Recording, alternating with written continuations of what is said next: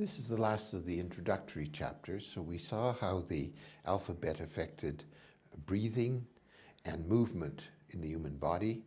Last chapter we looked at the heavens. Today we'll come down to earth.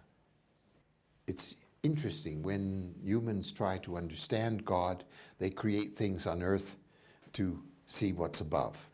And one of the great things that the Hindus did was to build fire altars. Well, in fact, in the early days, there were three basic races. So the Chandravamsa for the moon, the Suryavamsa for the sun, and the Agnivamsa for fire. So here is a typical fire altar, which is built in the frame, in the shape of an eagle. And it becomes a very complex geometrical shape, and there are many varieties of this. Here are a few of them, and they also get linked with sounds of the alphabet. Just for fun, I show you that the city of Brasilia is based again on such a great bird, and probably directly linked to the Vedic tradition. This idea that fire has a particular role in the game is linked with a whole complex set of ideas. So we have 7 gods, 7 rays, 7 flames, 7 aspects of the god. So the 7 rays are linked with the will of God, the wisdom of God, the love of God, the purity of God, the science of God, the peace of God, and the freedom of God. At a very everyday level, especially in the north, there were places where fire came out of the earth naturally, through natural gas. And these were in the north of India and also in Iran. And that is probably one of the sources of this notion of fire as being a source of life. And of course it also is found in the Slavic tradition, where we have already seen the rune and letters for Agni, or fire. Well, of course in India you have fire temples and you have moon temples. And when we go to Iran, we find that there are 7 fire temples, now linked with Mithra's fire, the fire of sweetness, the fire of victory, the universal self or fire of glory, the rule of the sun, the fire of the high, and the fire of Zoroaster. And 4 of those then are the water of life, the creation of light, perfection, and eternal light. And in Zoroastrianism, of course, this gets you 7 different kinds of temples, and in fact a whole cosmology which is far beyond what we're doing today. In terms of the sun, we have in India the most famous temple, the Konark temple, with its enormous wheels, and of course the whole Jagannath festivals and so on. But this then links up with a very complex and profound cosmology, because we have, well, in the West we have 12 zodiac signs, but in the East you have, well, in China we saw the 28 Xiu, and those become they are the 28 nakshatras in your country. The nakshatras and often 27, but normally 28. And then you take the 27 and multiply them times 4 padas, or feet, and then you get 108. And you take the 12 zodiac signs and multiply them times the 9 planets, and you get 108 again. This is why 108 is the most important number in the Far East. Well, of course, then you can take 36 gods for the heavens, plus double that for the earth, so 36 and 72, and you're again at 108. Now you can take those those nakshatras and give 4 sounds to each of them, and you get the basic sounds which you then combine to create the names of human beings. But that is going a little further than we want to at the moment. Now, if we go to China, you see that we have 8 phases of the moon. Those become the 8 trigrams, which we can then reorganize in this form. And then if we reorganize them in this form, then we're back at our notion of the Sephirot for the creation. The moon is not just the source of the Chandravamsa, it's one of the most important sources of all symbolism in the world. So this notion that we now link with Pisces, or this symbol, the Srivatsa symbol, the 3 phases of the moon who become the 3 goddesses, and then of course in India you link this with a triangle, which we'll see is also essential to the building up of the Sanskrit alphabet, but that in terms of the monthly cycle leads us then to the 3 goddesses of Durga, Lakshmi, and Kali. And then the threefold becomes important really all over the world. So here's a Japanese version. Here is a 3-footed symbol of the island of Sicily, which is also the symbol of the island of Man, or the Isle of Man on the west coast of Britain. And it can also become 3 spirals. Or we take the yin-yang symbol, we divide it into 3 and it becomes a Triskel or a Dreifuss in German. And here is another version. And then if we make it a 4-foot one, it becomes a Vierfuß or a 4-foot, or in this case, a backward swastika.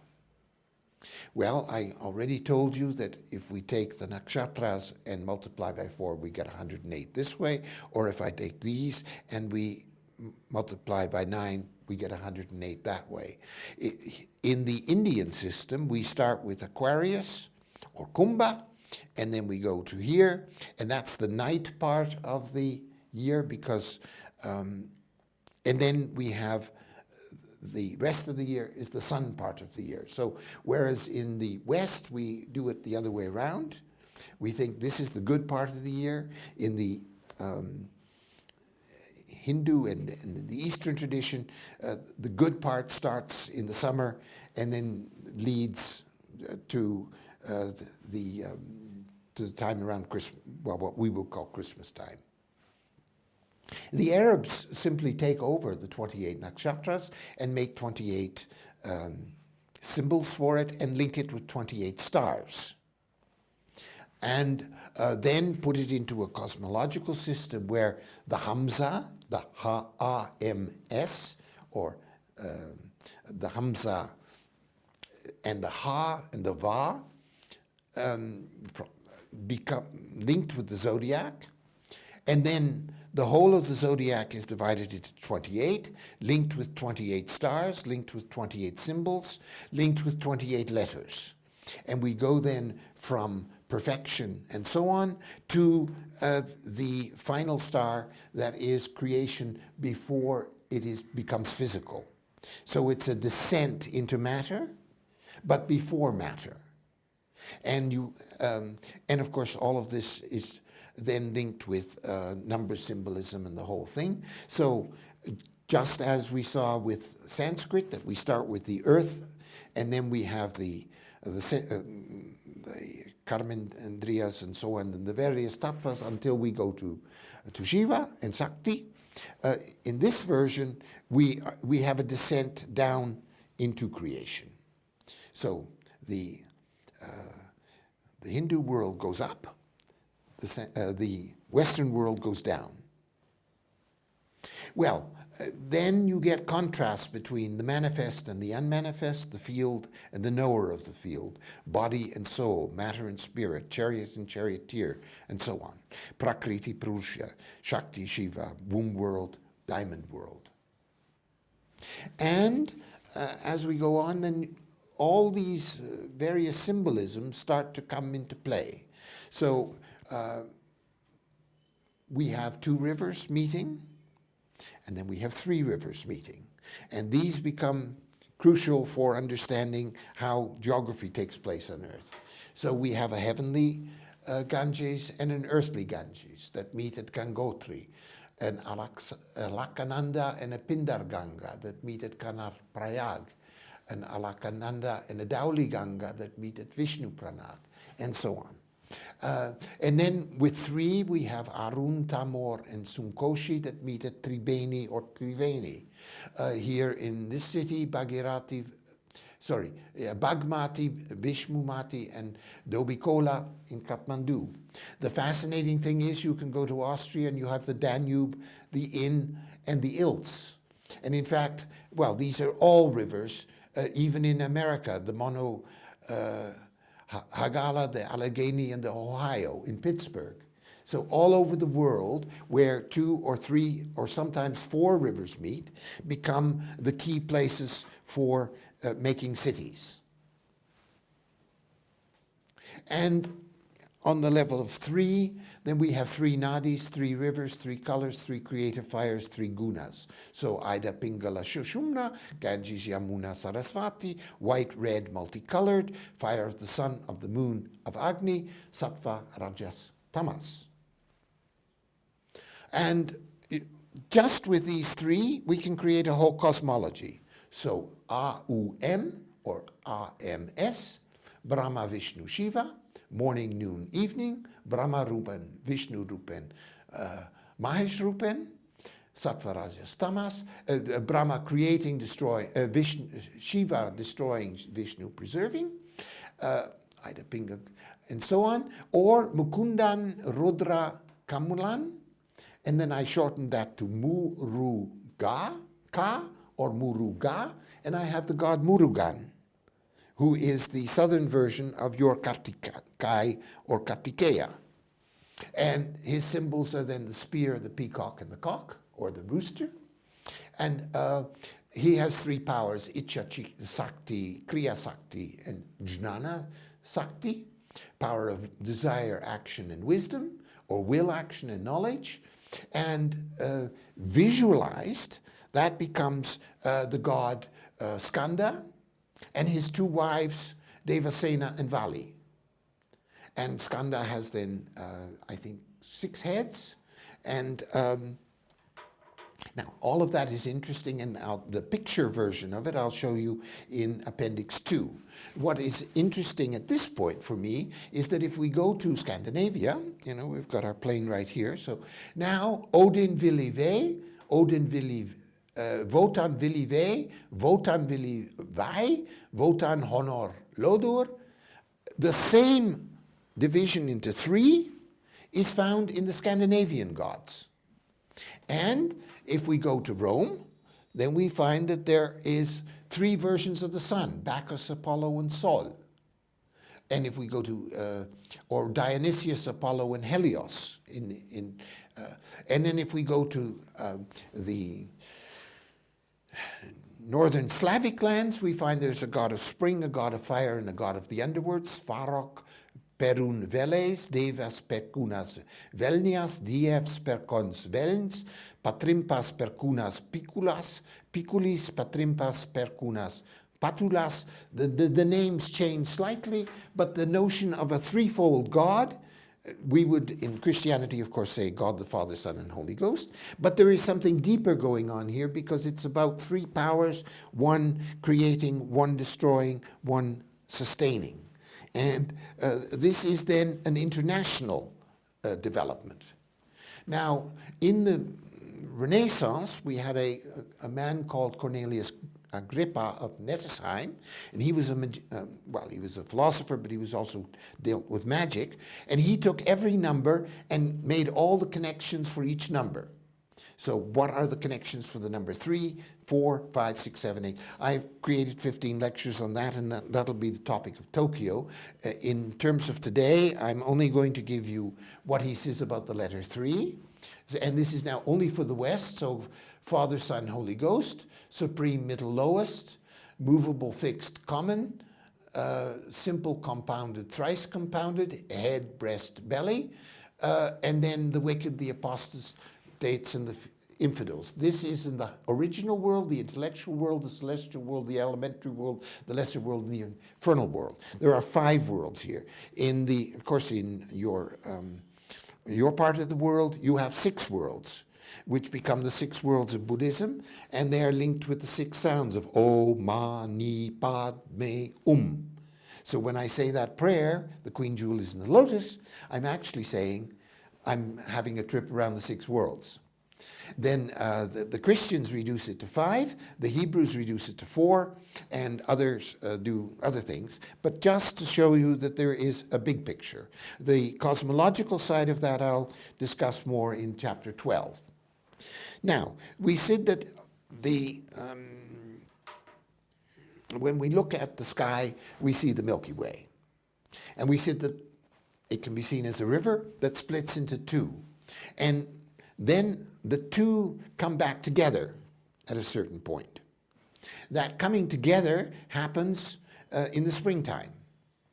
And the Earth equivalent of that coming together is the conflation of the river Ganges and the river Yamuna.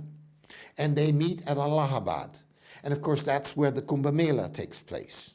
And so this conflation of the rivers in heaven, or the rivers of stars, so to speak, becomes a conflation on earth that becomes the key place for the most important festival of, in religious terms, of the world, where up to 20 million people, when you have the big Kumbh Mela once every 12 years, which is determined, of course, by the 12-year cycle of Jupiter, which is also a 60 and 120-year cycle, and so on. So, but there are always regional variants. So we think of the 3 rivers as Sarasvati, Yamuna, and so on. But if I go a little bit further north to Tibet, we see that we have a nada, a white disc, and a crescent, a mind mandala, a body mandala, and a speech mandala, a black soud dakini, a white lion-faced dakini, and a striped tiger-faced dakini, and 3 mountains, Mount Sari, Mount Kailash, and Mount Lapchi. And so we always hear about Mount Kailash, but in fact Kailash is linked in a complex of 3 mountains that determines the cosmology on Earth of the Tibetans. And just as your mountains, your Mount Everest and your Annapurna are linked, there's 5 sisters all linked together in a complex system. So normally the problem is in the West we hear about, oh yes, Kailash or Annapurna, but we don't hear that in fact that this is all part of a deeper underlying structure. So these configurations of 3 in Tibet are also linked with pilgrimage paths and all kinds of things that we can't get into at the moment. If we go back to India, of course you have your Char Dham, and that everyone knows, and we know that there is a Badrinath and a Kedarnath. Not everybody in the West, at least, knows that there's not just a Kedarnath, but 5 Kedars, and 5 Prayags, and 5 Badris.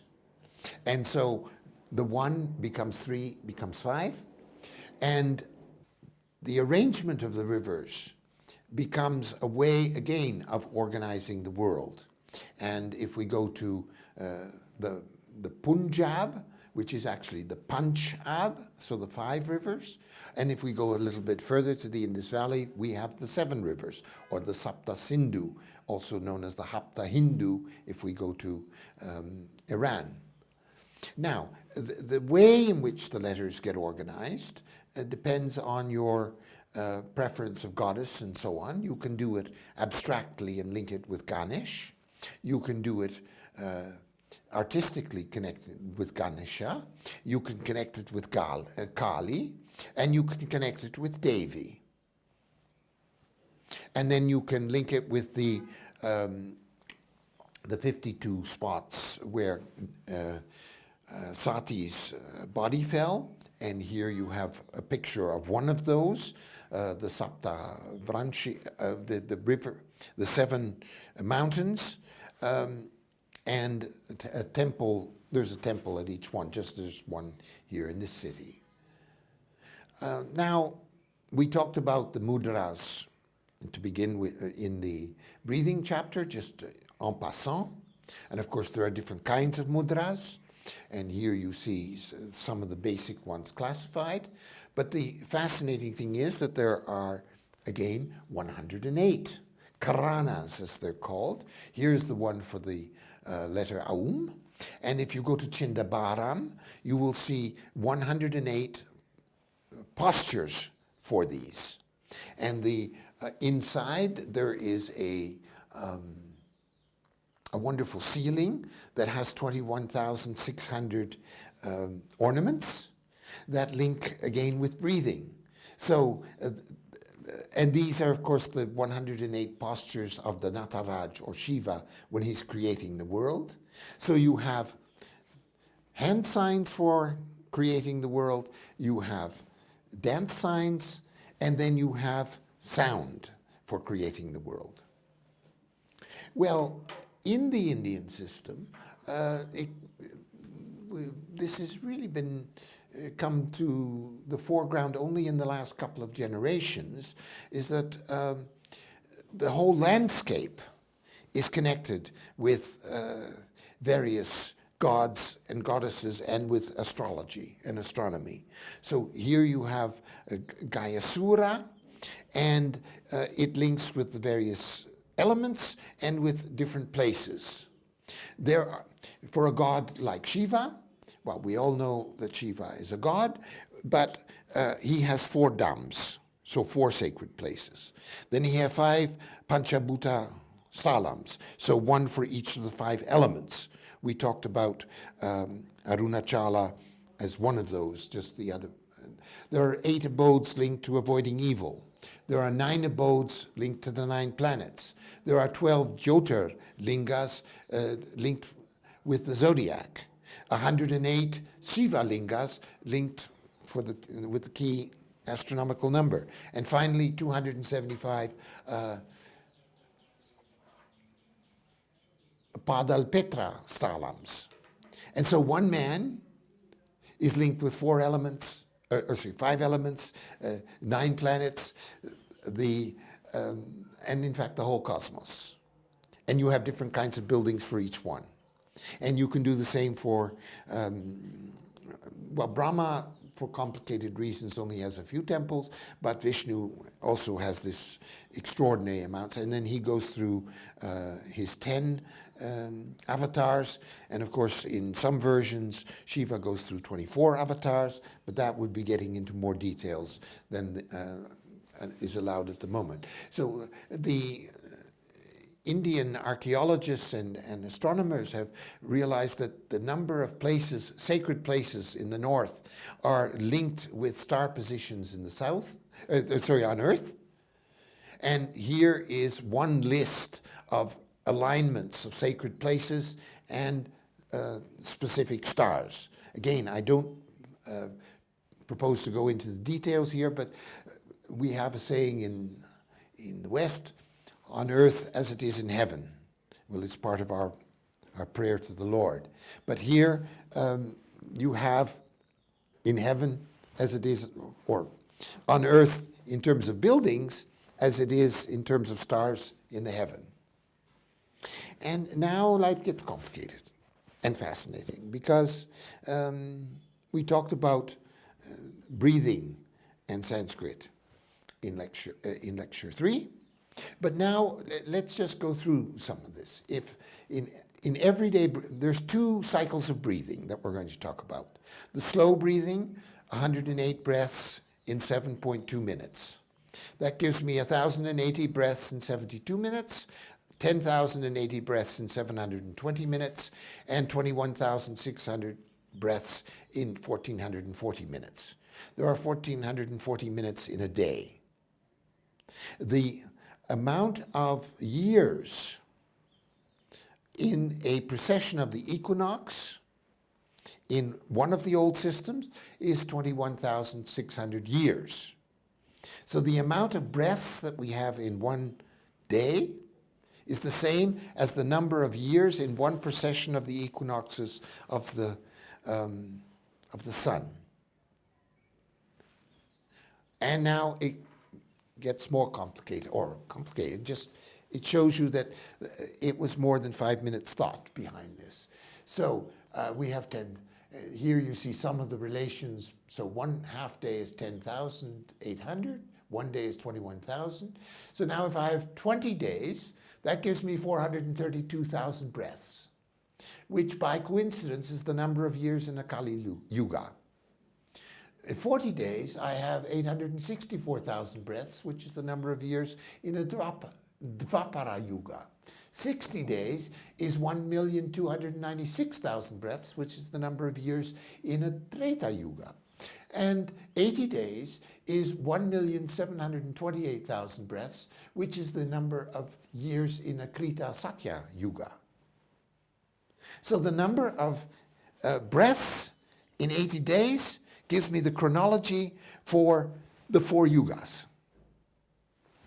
And, well, it's quite amazing if you go, I will not go into all the details, but if you go into the Sumerian lists of kings, you find that they had amazing lifetimes, because if you add the 10 major kings together, they lived for 432,000 years. Which is exactly the number of years in a Kali Yuga and the number of breaths in 20 days. And that breaks down into 36,000, 10,080. Well, of course, 10,080 is the number of breaths in 10 hours. And so how it happened, I have not seen any explanation, but all of the chronology of the Sumerians, we're now talking 3000 BC, long before the Hebrews came about and so on. All of these names are all based on Hindu numbering systems. Nobody has to explain this. So, and then there is a fast breathing, where I have 72 breaths in 1 minute. Well, that gives me 108 breaths in 6 minutes, 2160 breaths in 120 minutes, 4320 in 240 minutes, and 25,920 in 24 hours. The most modern system of measuring the precession of the equinoxes is 25,920 years, the same number of breaths in 1 day.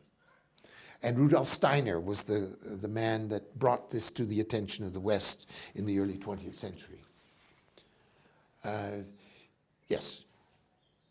So if I now look at more detail, we realize that I have the breaths of a man or a woman, the breaths of a demigod or a deva, and then the breaths of Brahma. And so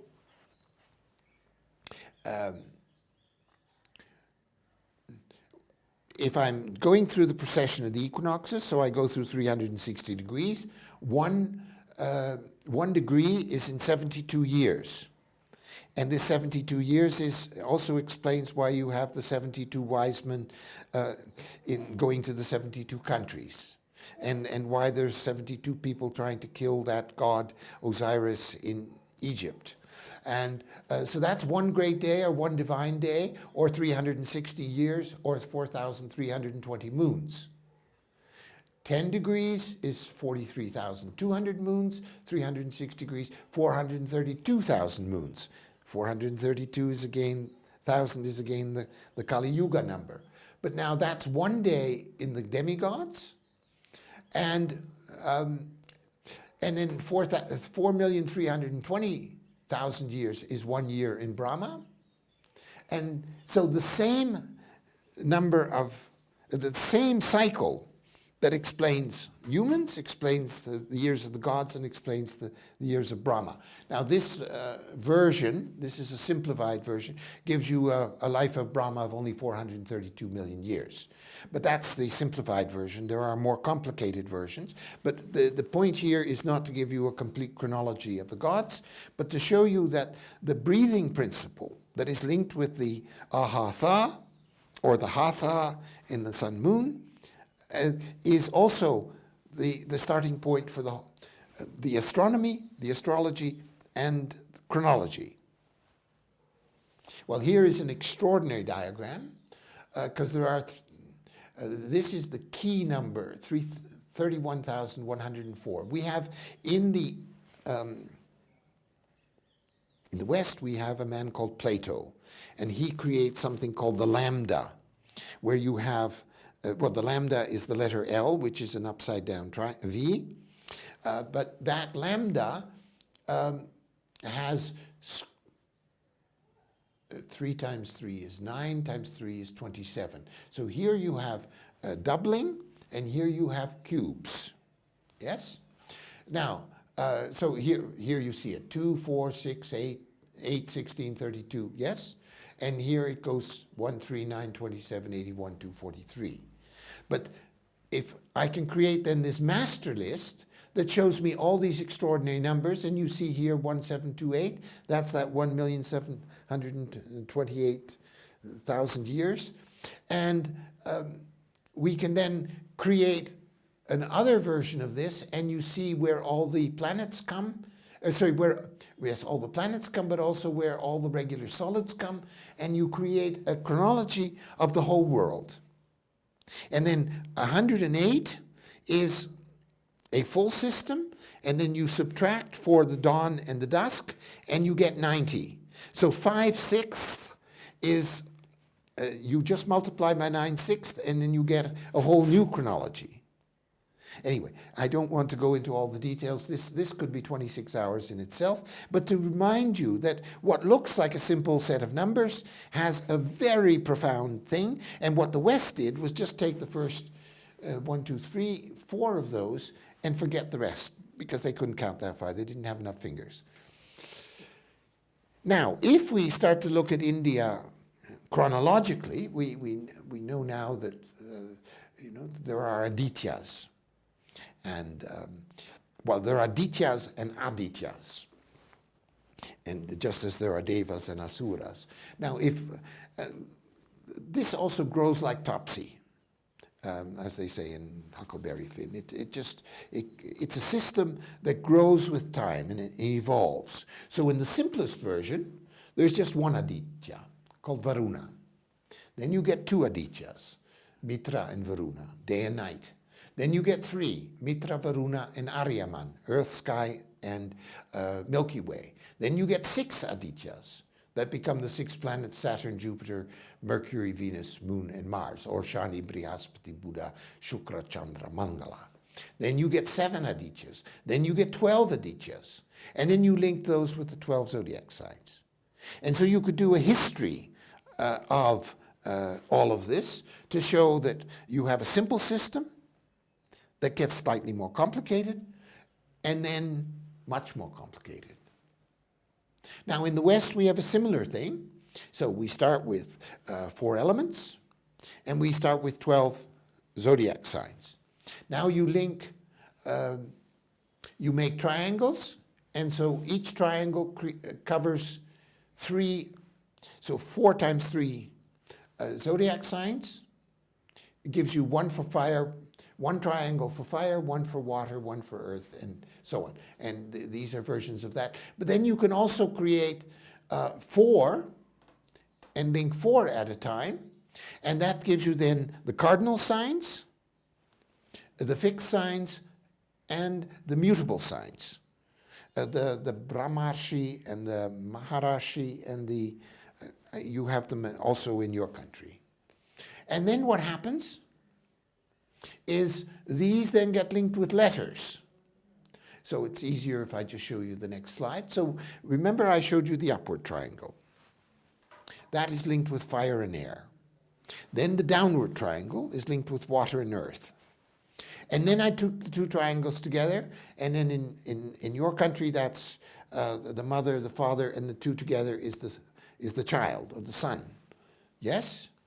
But now I can link these fire, earth, air, and water to the letters of the Hebrew alphabet, and I have 4 colors, and I get a version this way. I can link the 12 signs of the zodiac with 12 names, and they become the 12 major cards of the tarot. And then I can put it into Hebrew and it looks more impressive. Well, the Hebrew then takes that same zodiac and divides it into 12, and those become the 12 tribes of Israel. And here are 6 different versions of how the tribes of Israel are visualized. But the key is I now use my notion of the heavens to decide the names of the tribes, or at least the division of the tribes on earth. And on the basis of that, I create my whole history. Now, these were the sons of Abraham.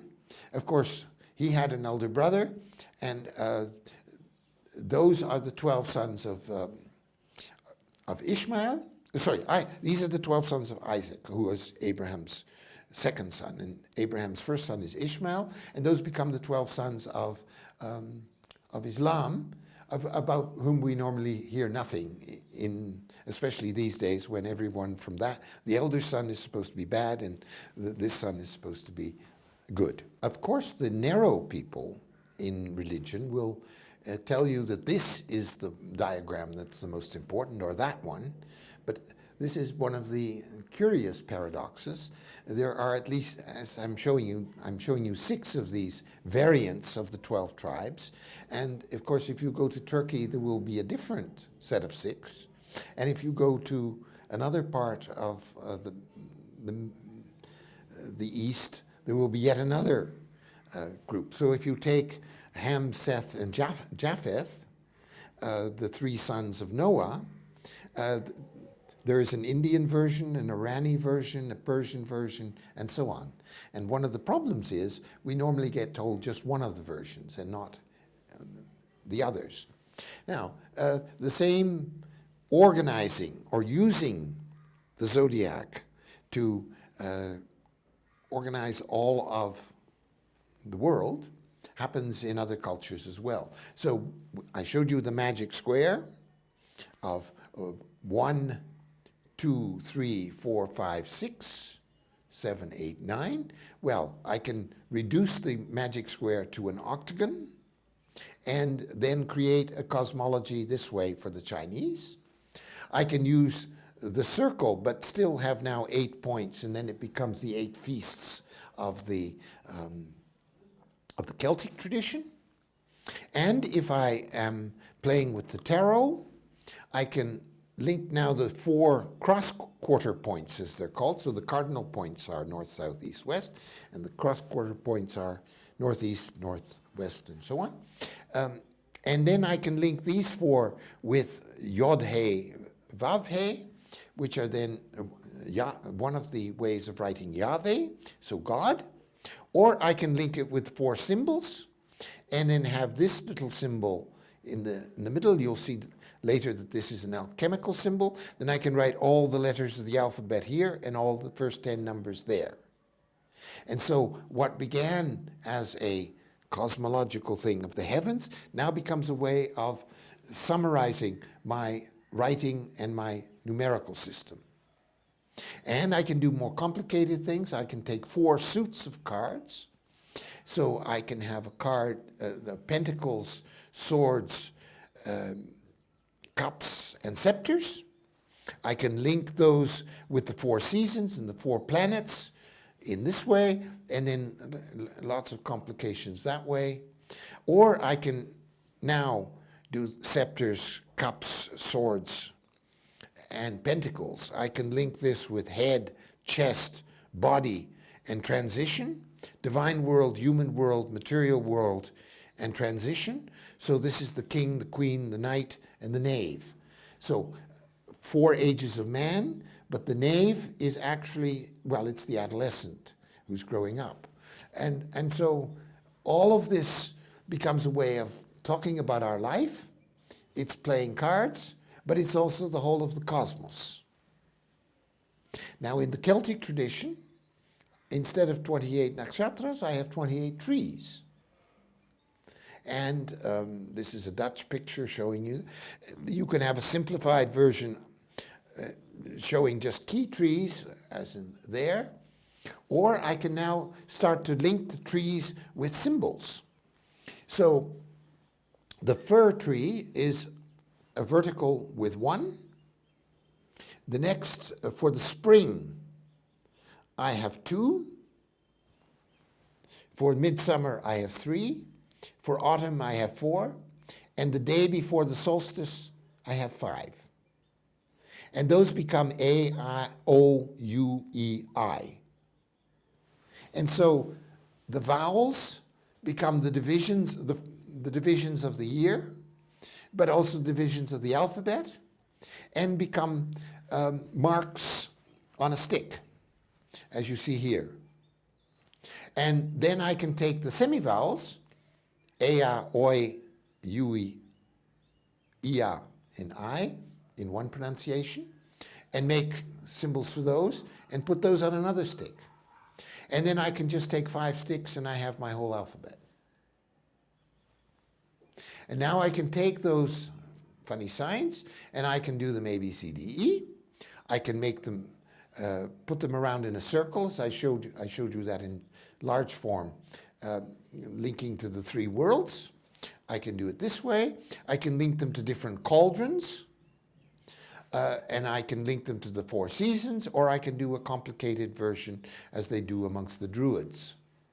Or I can remind myself of the Hindu version of the nakshatras with well, there we were going counterclockwise from Kumbha to Gemini. Here we're going clockwise from Aquarius to Cancer, but the dark is still on this side and the light is on this side. Here is a more complex version, but now we have all the letters there, yes?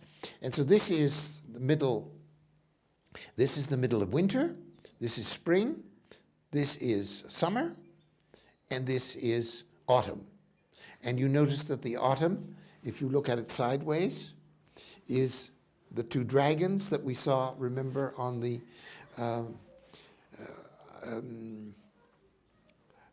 mitre of the bishop. So here is a blown up version. And now you see 4 seasons, 8 feast days, the corresponding names of those seasons, and then the 24 letters of the alphabet, as in the runic alphabet, and their names. And some of those, like this one and that one, remember that's the Algiz rune, and remember that it originally appeared like this, 4 of them, and that was the goddess Mari, and also the god Tengri. And then some versions show you literally a 4 times 3 times 3 times, and each of those things then has a letter of the alphabet. So this Tengri or Mari sign becomes the way of identifying all the letters of the alphabet. And in modern times, this same symbol is used for refrigeration, just for fun. Well, then the Hebrews create half the world and then have here is Mem, here is Shin, and here is He. And so now it's the half day. So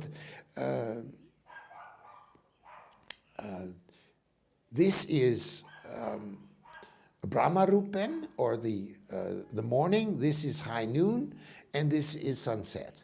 So the 3 parts of the day the beginning, middle, and end, now becomes a way of doing all the associations of gods and angels and so on within a single system.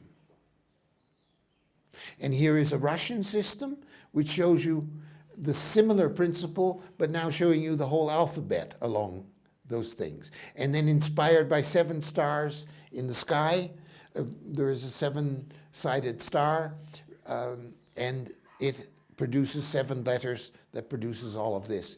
And then in the center here you have a single very important letter. And so again, cosmology on Earth and then letters. And then you get Kabbalistic diagrams like this one that link this now to 4 elements. And I'm not asking you to look at all the details. I'm just showing you some of the ways in which this combines. So here is an even more complicated one. And it's rather fun because if you read the title, it says the heavenly and earthly Eve, mother of all creatures in heaven and earth, the star of the kings from the Orient. So this is the star that led the kings, the Magi, who came to meet Christ on the 6th of January, but actually the 13th of January, the beginning of Mag. And you now see 7 eagles, 7 lions, 7 ravens, 7 spheres. And, well, and there's a lot more going on here. And here you see magic things again. And here you see the 4 elements again. And so what begins as just a story of Adam and Eve and the 3 kings becomes a way of doing the whole of the universe. Now, to show you the unexpected connections between cultures, in my first lecture I took you to the Slavs, and I showed you this sign as one example of a 4-fold, well, it is a swastika, but it is a swastika, we could call it a power swastika because it's got all these funny hairs on it, yes? If we go back, if we go to Sumeria, we're now talking 3,500 before Christ. We find this extraordinary plate, and they are human beings with, well, kind of wavy hairs, yes? And here we are in Scandinavia. This figure is called Gingfaxi, and here you have a simplified version of Gingfaxi. So Russia, Sumeria, Norway, Iceland, roughly. Ladies and gentlemen, we are now in North America. This is a power wheel of the American Indians. And if you look closely, what do we have? We have those hairs again, but they're now linked with concepts. Here is another animal, they're called animal medicine wheels. There is another one. And this one is a Vinca symbol from Serbia. I now take you on our plane to Russia. Well, first of all, we stopped for the Hebrew letter. And now I go to the philosophical wheel of the Russians. And here you see it in more detail. And this is the great wheel of philosophy. And what does this do? Well, it links the terrestrial, the fiery, the aqueous, and the airy, so the 4 elements, the carbon, the oxygen, nitrogen, gas, and hydrogen. Bull, lion, eagle, man. That's our 4 stars, the 4 evangelists, and so on. Then salt, sulfur, mercury, nitrogen. So we're with the mineral world. And then gnomes, salamanders, undini, and sylphi. These are different kinds of creatures. And then we come to this extraordinary figure. I always was told this is a sphinx. So basically it looks like a lion with a face. Yes, but if you look closely, it's actually a combination of those 4 royal beasts.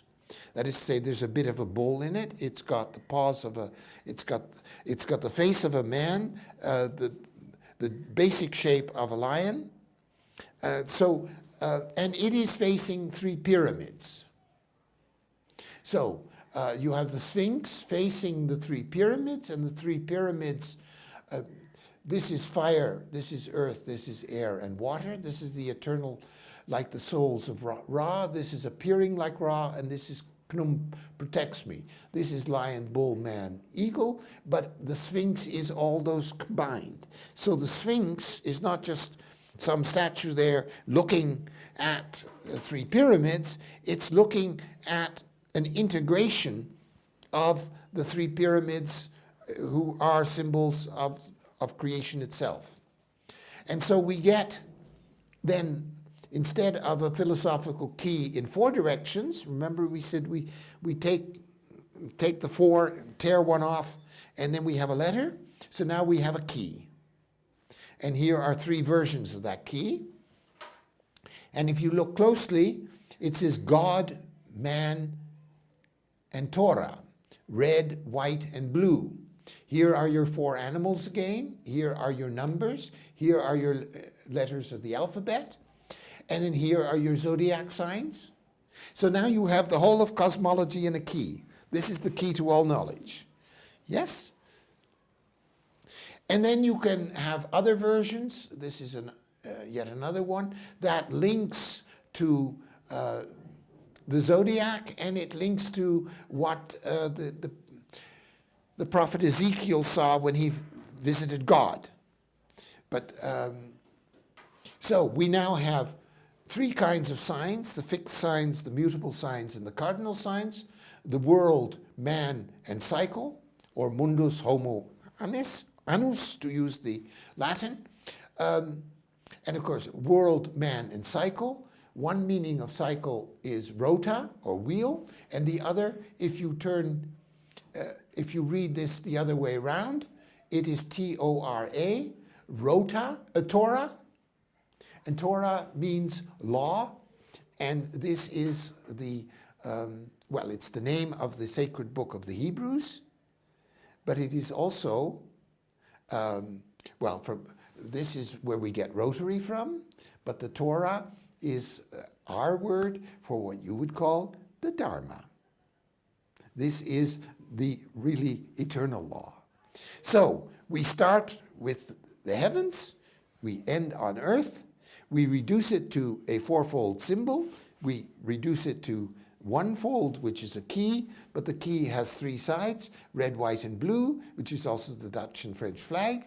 But then it is also a way of going from God to man and back to the law of the eternal. Thank you.